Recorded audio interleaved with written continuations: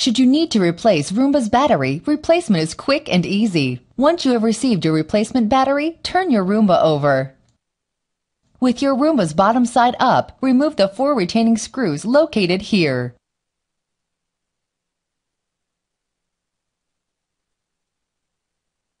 Then, remove the screw that holds the spinning side brush in place and remove the side brush. Remove the bottom protection plate from the Roomba.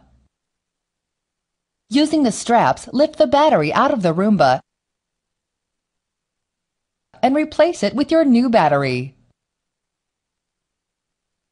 Once your new battery is installed, replace the bottom protection plate and securely fasten the screws.